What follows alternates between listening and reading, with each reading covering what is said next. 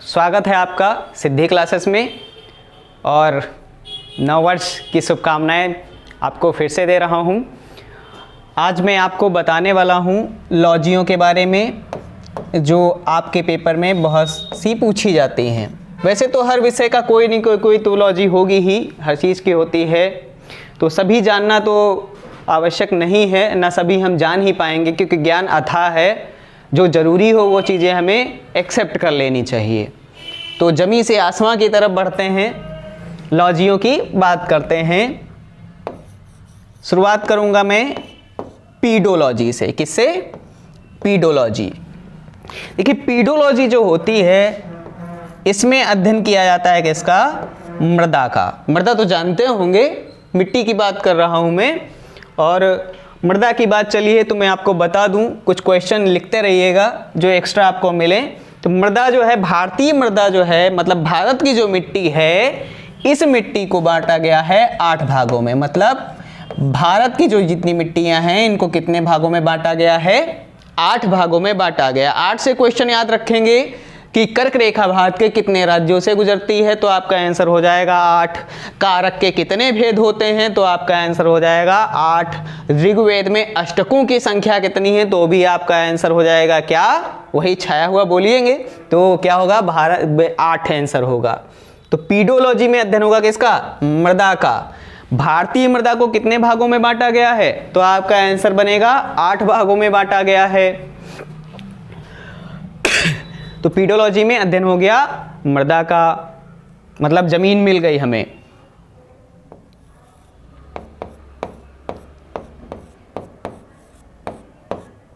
एगेस्टोलॉजी, जमीन है, जमीन मिल गई, अब घास उगेगी, इस पे घास उगी हुई देखी होगी, हवा में तो नहीं उगती घास। तो एगेस्टोलॉजी में अध्ययन होगा किसका? घास का अध्ययन होता है। काहे का? घास का अध्ययन होगा। पीडोलॉजी में मृदा का अध्ययन, एगेस्टोलॉजी में घास का अध्ययन। घास से एक क्वेश्चन याद रखेंगे, क्या? बांस घास है। क्या है? बांस जो है वो क्या है? घास है। ध्यान रखिएगा, बांस घास है। ये क्वेश्चन बहुत पूछा जाता है। बांस क्या है? बांस घास है और सबसे जल्दी बढ़ने वाली घास है। ध्यान रखेंगे, क्या? सबसे जल्दी बढ़ने वाली घास कौन सी हो जाएगी? बांस होती है। तो ध्यान रखेंगे एगेस्टोलॉजी में किसका अध्ययन हो जाएगा? घास का अध्ययन होगा। घास है। फिर उसके बाद हमको याद रखना होगा डेंड्रोलॉजी। डेंड्रफ की बात नहीं कर रहा हूं कि डेंड्रोलॉजी से आप डेंड्रफ ऐसे से दिखाने हो कि डेंड्रफ की बात होने वाली है, तो डेंड्रफ की बात नहीं होने वाली है ना। मैं हेड एंड शोल्डर का प्रचार करने वाला हूं। मैं ये कहने वाला हूं कि डेंड्रोलॉजी जो होगी, घास उगती है वहीं पे झाड़ियां भी उगी होती हैं। क्या? झाड़ियां उगी होती हैं।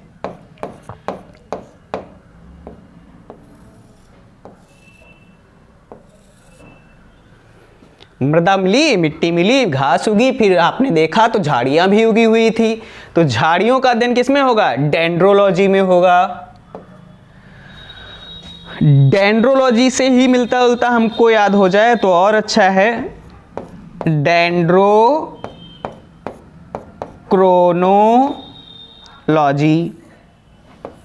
क्या? डेंड्रोक्रोनोलॉजी। देखिए डेंड्रो याद हो गया, डेंड्रोक्रोनोलॉजी याद कर लेंगे, उससे भी आपको एक क्वेश्चन तैयार हो जाएगा, आंसर मिल जाएगा आपको। डेंड्रोक्रोनोलॉजी आखिर क्या अध्ययन होगा उसमें? डेंड्रोक्रोनोलॉजी में नहीं अगर समझ पा रहे हैं तो मैं आपको थोड़ा हिंट देता हूं कि वृक्षों की उम्र का पता कैसे लगाते हो आप?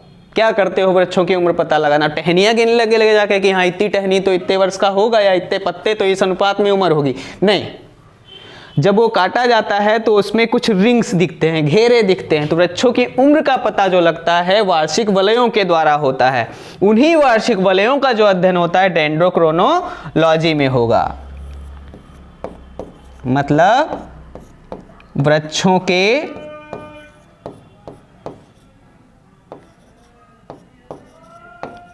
वार्षिक वलय का अध्ययन होगा। क्या अध्ययन होगा? डेंड्रोक्रोनोलॉजी में। लॉजी अपने आप बढ़ाते रहिएगा, थोड़ा सा लिखने से बच जाऊंगा, आप लिखते रहेंगे, पेन और कापी साथ में रखिएगा। तो पीडोलॉजी में अध्ययन होगा मृदा का, एगेस्टोलॉजी में अध्ययन होगा घास का। बांस क्या है? घास है। भारत की मिट्टी को कितने भागों में बांटा गया है? 8 भागों में बांटा गया है। डेंड्रोलॉजी में किसका अध्ययन हो रहा है? झाड़ियों का अध्ययन हो रहा है। डेंड्रोक्रोनोलॉजी में अध्ययन किसका हुआ है? डेंड्रोक्रोनोलॉजी में अध्ययन हुआ वृक्षों के वार्षिक वलय का। वृक्षों के वार्षिक वलयों के द्वारा ही वृक्षों की उम्र का पता लगाया जाता है।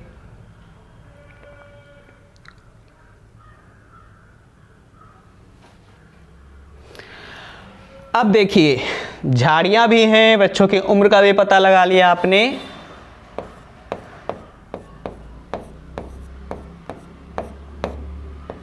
एंथ्रोलॉजी, एंथ्रोलॉजी में किसका अध्ययन होता है? नहीं पता? अरे ये बताइए कि सबसे बड़ा फूल कौन सा होता है? गोभी का? गोभी का नहीं होता है। सबसे बड़ा फूल होता है रिफ्लेशिया और सबसे छोटा होता है वुल्फिया। एंथ्रोलॉजी में किसका अध्ययन होगा? तो आपका आंसर बनेगा फूल का। क्या अध्ययन होगा? एंथ्रोलॉजी में किसका अध्ययन होगा? फूल का अध्ययन होगा। फूल है, क्या फूल फल बनेगा? बिल्कुल बनेगा। फूल आया इसीलिए है कि फल तैयार करेगा, बीज तैयार करेगा, इसीलिए तो है वो। एंथ्रोलॉजी में अध्ययन हुआ किसका? फूल का। यहां पे हो जाएगा पोमोलॉजी। पोमोलॉजी में किसका अध्ययन हो रहा है? फल का अध्ययन हो रहा है। तो फल मीठे क्यों होते हैं? भाई फल मीठे क्यों होते? क्योंकि वो फल होते हैं। ये नहीं होगा। भा से फल, फा से फ्रक्टोज आपको याद रखना पड़ेगा। शहद का मुख्य घटक क्या होता है? तो फ्रक्टोज हो जाएगा। फल मीठे होंगे, क्यों मीठे होंगे? फ्रक्टोज की वजह से होंगे। प्रकृति में पाई जाने वाली सबसे मीठी शर्करा जो होगी वो क्या होगी? फ्रक्टोज होगी। शहद का मुख्य घटक क्या होगा? तो भी आपका आंसर क्या होगा? फ्रक्टोज होगा। तो पीडोलॉजी मृदा, एगेस्टोलॉजी घास, डेंड्रोलॉजी झाड़ियां, डेंड्रोक्रोनोलॉजी वृक्ष के वार्षिक वलय, वहीं एंथ्रोलॉजी फूल और पोमोलॉजी में फल का अध्ययन होगा। फल तो भैया वृक्षों पे लगे हैं, वृक्ष होते हैं ऊंचे। फलों को खाने के लिए हमारे पास पंख होने चाहिए, काश हम पंछियों की तरह उड़ पाते और जाकर के फल ये खा पाते। चलिए आपको पंछी बना देते हैं यहीं पे। तो इसको फल को खाने के लिए आएंगे कौन? पक्षी महाशय। एबीज वर्ग वाले समतापी जो होते हैं पक्षी, जिनके हृदय में 4 चैम्बर होते हैं और हमारे हृदय में भी 4 चैम्बर होते हैं। पक्षियों का अध्ययन जो होता है ऑर्निथोलॉजी में होगा। किस में होगा? ऑर्निथोलॉजी में पक्षियों का अध्ययन होगा। सबसे बड़ा पक्षी शुतुरमुर्ग, सबसे छोटा पक्षी जो होगा वो कौन सा होगा? जो उड़ लेता हो वो होगा हर्मिंग बर्ड या गुंजन पक्षी। सबसे छोटा उड़नहीन पक्षी जो होगा वो कीवी होगा। बाकी अगर पक्षियों के बारे में आप जानकारी चाहते हैं तो पक्षी वाले वीडियो पे जाएं और उसको आप क्लिक करके देख सकते हैं। तो ऑर्निथोलॉजी में किसका अध्ययन होगा? पक्षियों का। अब पक्षी पेड़ पर आ गए, बैठ के खा रहे हैं उसको, तो कुछ तो गिरा भी देते होंगे ना, जमीन पे भी गिरेंगे, और जो जमीन पे गिरे होंगे उनको खाने के लिए कौन आएगा? हम लोग नहीं पहुंचेंगे जंगलों में, उनको खाने के लिए क्या आएंगे? कीट। कीट मतलब कीड़े मकोड़े। तो ऑर्निथोलॉजी में अध्ययन हो गया पक्षियों का। पक्षी आए, वो फल खाने लगे, कुछ फल जमीन पे गिरे, उन फलों को खाने के लिए इकट्ठा हो गए हैं कीड़े मकोड़े। कीड़ों का अध्ययन होता है एंटिमोलॉजी। किसमें? एंटिमोलॉजी में। अब ये थोड़ा सा नाम जो है आपके लिए कंफ्यूजन तैयार कर सकता है। एंटिमोलॉजी, तो एंटिमोलॉजी का मतलब क्या हुआ? एंटिमोलॉजी में अध्ययन हो रहा है कीट का। और ध्यान रखेंगे कीट की परिभाषा डिसाइड ये की गई है जिसके 3 जोड़ी क्या हो? पैर हो, या 2 जोड़ी क्या हो?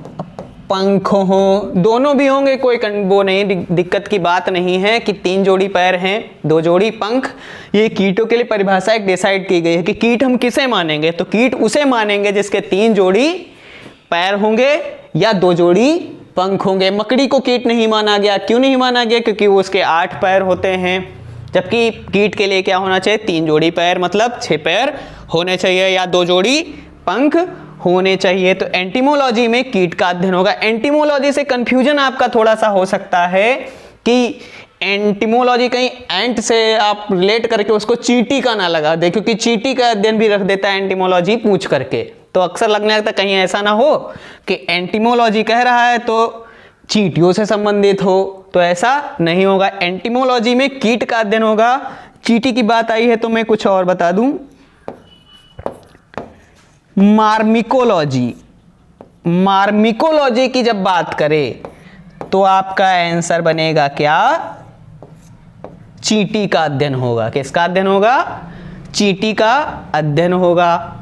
और चींटी जब आपको काटेगी तो आपको फार्मिक अम्ल दे के जाएगी भाई साहब। क्या?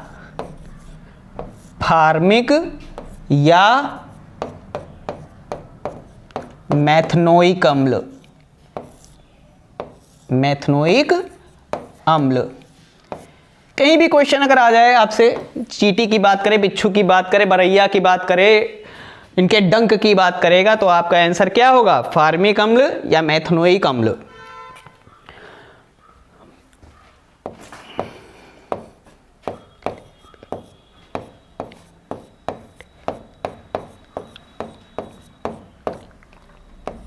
चींटी आई है तो कुछ और लोग भी आएंगे।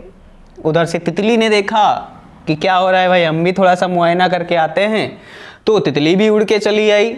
तो तितली का अध्ययन होगा लेपिडिटेरियोलॉजी में। किसका? तितलियों का।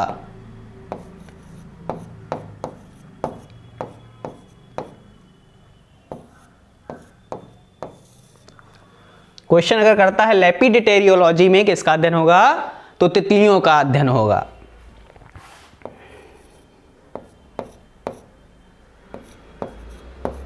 आर्निकोलॉजी, आर्निकोलॉजी, आर्निकोलॉजी जो है वो मकड़ियों से संबंधित है। किससे संबंधित है? मकड़ियों का अध्ययन इसमें होता है। किसका? मकड़ियों का अध्ययन होता है। मकड़ियों का जाला पता है कौन सी प्रोटीन का बना होता है?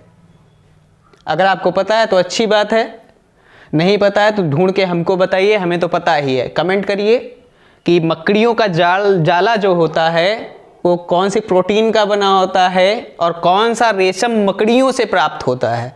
ये 2 सवाल आपके लिए, आप कमेंट करके जवाब हमको ये भेजेंगे।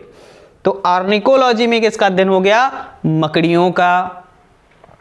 सारे लोग पार्टी उड़ा रहे थे, फल गिरा हुआ था ना, पक्षी गिरा करके गए थे, कीड़े मकोड़े इकट्ठा हो गए थे, पार्टी उड़ा रहे थे।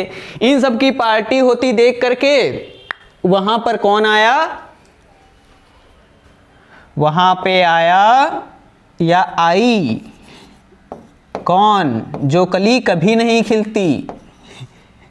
अनारकली की बात नहीं कर रहे हैं, छिपकली की बात कर रहे हैं। छिपकली, छिपकली का अध्ययन होता है सारोलॉजी में। किसमें? सारोलॉजी। सारोलॉजी आपसे कहेगा क्वेश्चन तो क्या हो जाएगा? सारोलॉजी में अध्ययन होगा हमारा छिपकलियों का। छिपकली को जाते हुए देखा तो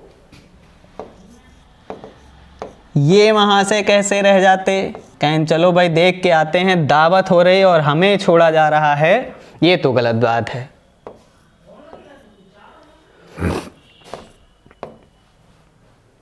सांप, सांप का अध्ययन होता है ओफियोलॉजी में। ओफियोलॉजी, कौन सी? ओफियोलॉजी में सांप का अध्ययन होगा। और सांप से क्वेश्चन आता है कि ऐसा कौन सा सांप है जो स्वयं सांपों को ही खाता है सिर्फ और घोंसला बना करके रहता है? तो किंग कोबरा होगा, नागराज कहेगा वो। तो ओफियोलॉजी में अध्ययन होगा किसका? सांप का अध्ययन होता है। सांप को रहने के लिए चलो हम भेज देते हैं तालाब और झीलों में।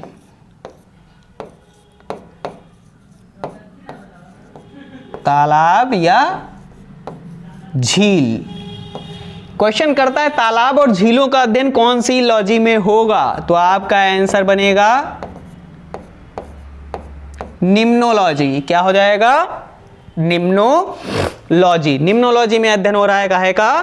तालाब और झीलों का अध्ययन हो रहा है।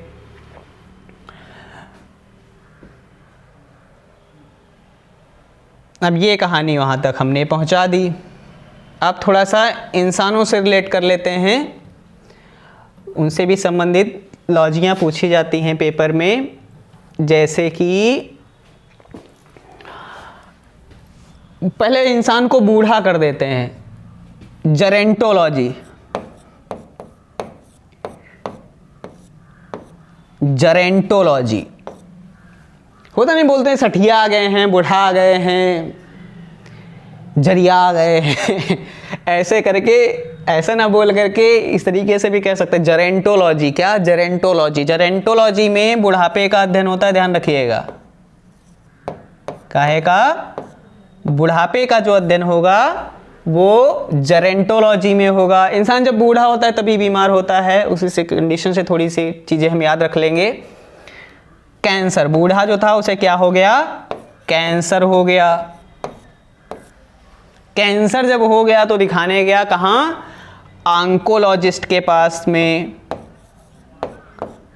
कहाँ? ऑन्कोलॉजी। क्वेश्चन आपसे करेगा कि ऑन्कोलॉजी में किसका अध्ययन होता है, तो आपका आंसर होना चाहिए, आप फटाक से बोलें कि कैंसर का अध्ययन होता है। काहे में? ऑन्कोलॉजी में। कैंसर क्या होता है? कैंसर कहीं भी कोशिकाएं जो हों अनियंत्रित रूप से बढ़ जाएं और फिर जब वो सड़ना शुरू होंगी तो वहाँ पे कैंसर हो जाएगा। रक्त कैंसर हो गया, अस्थियों का कैंसर हो गया, दिमाग का कैंसर हो गया। कैंसर तो कहीं भी हो सकता है। तो कैंसर का जो अध्ययन होगा काहे में होगा? ऑन्कोलॉजी में होगा। जांचें उसकी चल ही रही थी तो रक्त की भी जांच हुई। काहे की जांच हुई? रक्त की। रक्त का अध्ययन किस में होगा? हीमोलॉजी में होगा।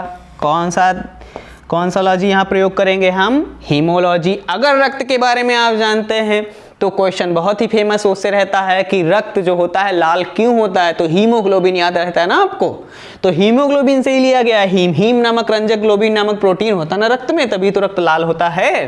तो रक्त का अध्ययन किस में होगा? हीमोलॉजी में होगा।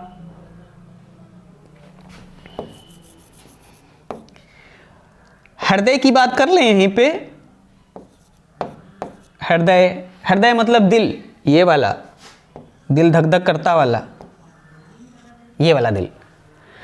हृदय का अध्ययन जो होता है वो होता है कार्डियोलॉजी में। काहे में? कार्डियोलॉजी में। ईसीजी का नाम सुना होगा, इलेक्ट्रोकार्डियोग्राफ, वो हृदय से संबंधित होता है। वही कार्डियोलॉजिस्ट या कार्डियोलॉजी संबंधित होगा किससे? हृदय से संबंधित होता है।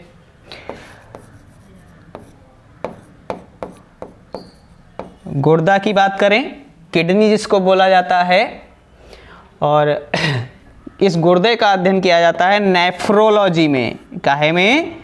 नेफ्रोलॉजी में गुर्दे का अध्ययन होगा।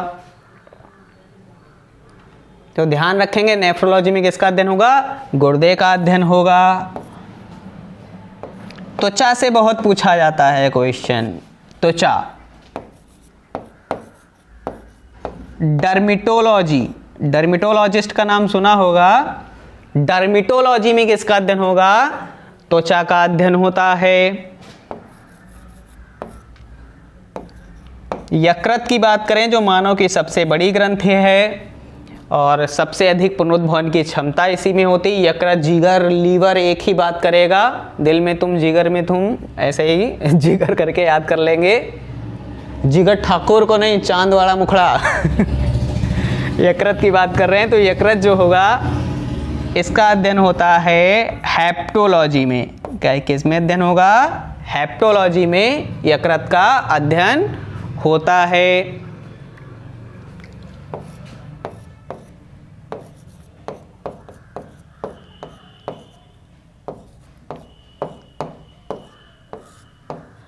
हड्डियों का जो अध्ययन होता है वो होता है ऑस्टियोलॉजी। ऑस्टियोलॉजी, अस्थियां से तोड़ दिया, देखो ऑस्टियोलॉजी बना दिया, अस्थियों को क्या बना दिया, ऑस्टियो बना दिया है बस। तो ऑस्टियोलॉजी में अध्ययन होगा किसका, हड्डियों का अध्ययन होता है। तो इंसान था बूढ़ा, मतलब जेरेंटोलॉजी वाला था, उसको कैंसर हो गया ऑन्कोलॉजी में। वो जांच कराने गया तो बहुत सारी जांचें हुई, पहले रक्त की जांच हुई तो हीमोलॉजी आ गई, फिर हृदय की जांच हुई कार्डियोलॉजी आ गई, फिर गुर्दे की जांच करी गई नेफ्रोलॉजी आ गई, त्वचा की जांच करी गई डर्मेटोलॉजी आ गई, यकृत का अध्ययन किया गया तो हेप्टोलॉजी आ गई, वहीं फिर हड्डियों की जांच हुई तो ऑस्टियोलॉजी हो गई। अब इसको क्या करते हैं, सुंदरता के बारे में बात करें। वो सपने देखने लगा, इंसान जब दवाई खाने लगा सही हो गया तो सपने देखने लगा। सपने की बात करें यहीं पे, सपनों का अध्ययन किस में होता है, सपनों का अध्ययन किस में किया जाता है बताइए।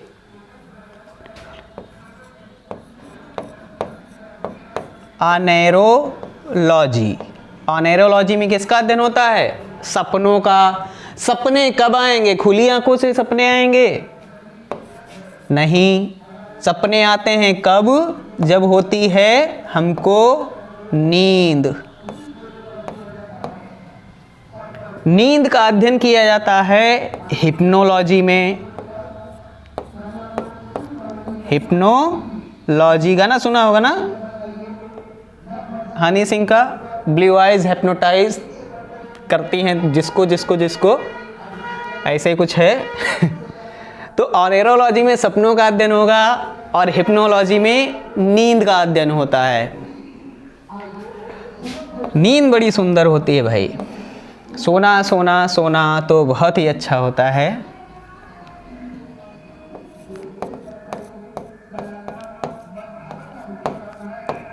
सुंदरता का अध्ययन होता है कैलोलॉजी में, ध्यान रखेंगे। कैलोलॉजी में किसका अध्ययन होगा, सुंदरता का अध्ययन होगा। और सुंदर तो सबसे ज्यादा चांद लगता है ना। चांद कौन, खोपड़ी वाला, ये चांद की बात नहीं कर रहे हैं हम चंद्रमा की बात कर रहे हैं। तुम समझ रहे हो कि चांद वाला मुखड़ा लेके चलो ना, बाजार वाली बात हो रही है, तो चांद में ही मुखड़ा है, ये बात ध्यान रखिए। तो चंद्रमा का जो अध्ययन होता है, चंद्रमा की आंतरिक सतह की बात कर दे या बाह्य सतह की बात कर दे, तो आपका आंसर बनेगा सेलेनोलॉजी। कौन सी, सेलेनोलॉजी।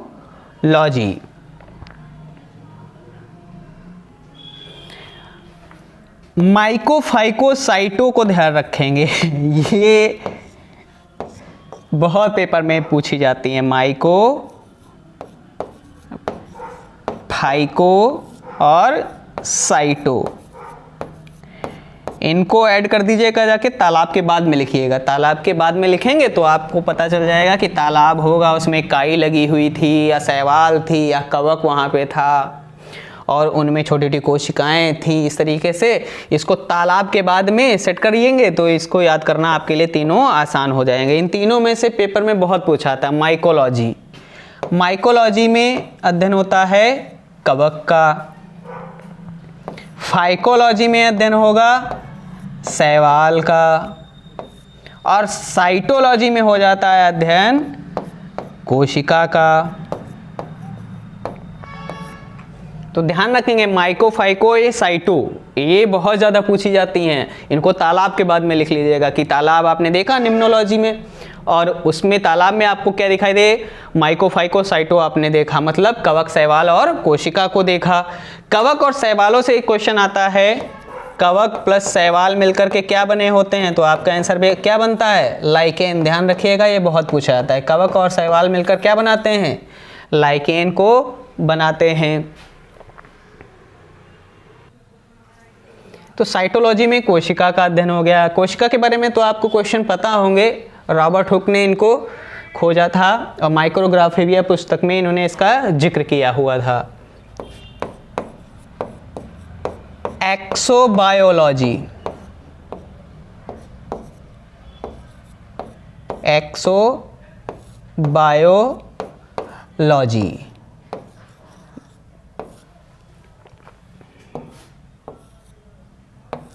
ये क्वेश्चन मैं आपके लिए छोड़ रहा हूँ, आप सभी कमेंट करें। हमें पता तो हमें है, लेकिन आप कमेंट करेंगे अच्छा लगेगा हमें कि एक्सोबायोलॉजी में किसका अध्ययन होता है।